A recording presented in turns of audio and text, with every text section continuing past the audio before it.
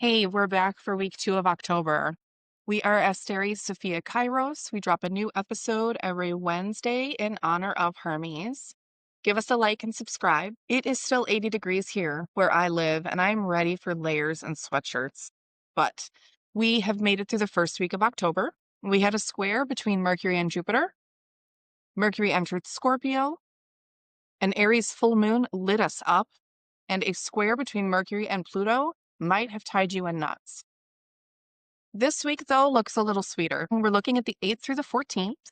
And for week 2, it's all about Venus. Venus brings to mind connection and relationships and all the things of the senses, like listening to great music, perfumes, art, making your favorite food, luxurious fabrics. I'm that kind of person that every time I'm walking through the store, department store, whatever it is, I have to touch everything. Like I'm running my hands through the clothes. But today, Venus will make a sextile to Jupiter. We get a connection between the benefics. This happens while Venus wraps up her trip through Virgo. On the 11th, Venus opposes Saturn. Saturn's still retrograde in Pisces. This is an interesting connection between these two. Of course, it depends on the placements in your chart. But instead of saying, hey, mutables, this feels like you, I kind of feel like everyone could be affected in one way or another. Venus is an immutable Virgo. She rules cardinal Libra and fixed Taurus. Saturn rules cardinal Capricorn and fixed Aquarius. So both of these major players are dragging all the modalities into this opposition. While Virgo's the place of fall for Venus, Saturn is in Pisces, which is her exaltation.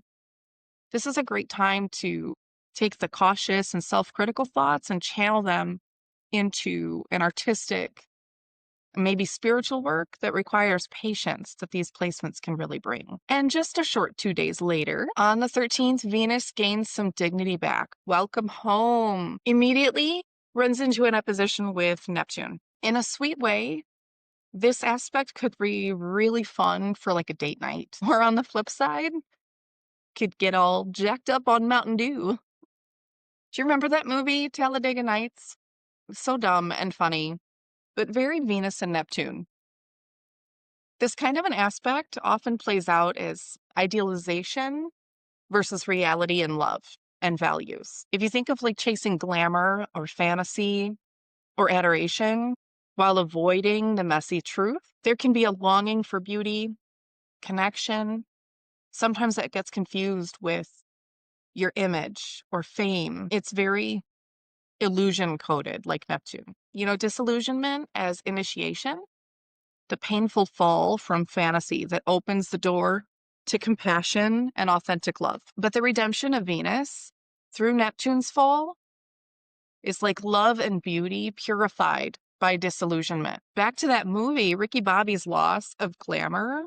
Neptune is dissolved by Venus, but that becomes his path to authentic connection. Then on the 14th, we get a Venus, Pluto, Uranus, air trine. Jesus. This feels, Venus, Uranus feels a lot like sparks flying. Could be romantic, could be literal, but finishing off the grand trine and roping in all 3 of these air signs is Pluto. To be honest, one of my favorite movies might actually represent this aspect really well. I'm not going to talk about Talladega Nights again, but there's a movie that starred Robin Williams, and it's called What Dreams May Come. And I added his photo from my favorite scene in this slide. But we're talking about a Venus, Uranus, Pluto air trine, right? So these 3 planets tied to love through Venus, transformation and death through Pluto, and awakening and liberation through Uranus, expressed through an air element that emphasizes mind, perception, communication, and ideals. If we talk about the symbolism through this movie in particular, if you haven't seen it, this may not make as much sense, but the painted heaven is very representative of Venus's artistry in Libra. And there's the mental nature of the afterlife that I think is shown through Uranus in Gemini and the realm of ideals. The transformation of despair into understanding is really a good representation of Pluto in Aquarius. There's a rebirth through new paradigms. And I really love this idea and this movie as a metaphor for this particular trine. I think I'm going to have to expand on this a bit more, but that'll come through some writing. But yeah, I think if you haven't seen it, it's just such a wonderful movie. But I think it represents this air trine so, so well. So summing up this week, on the 8th, we have a Venus sextile Jupiter. On the 11th, Venus opposing Saturn, and then Venus will enter Libra. On the 13th, Venus will oppose Neptune, while Pluto goes direct. And on the 14th, we get Venus trining Uranus, and immediately after Venus trining Pluto. This entire week should be so much sweeter. And believe it or not, that wraps it up. We will see you next week for our weekly astro forecast. You've got all of our photos here at the bottom. I'm Shawna with SmartAsstro. You can reach me at smartastro@gmail.com.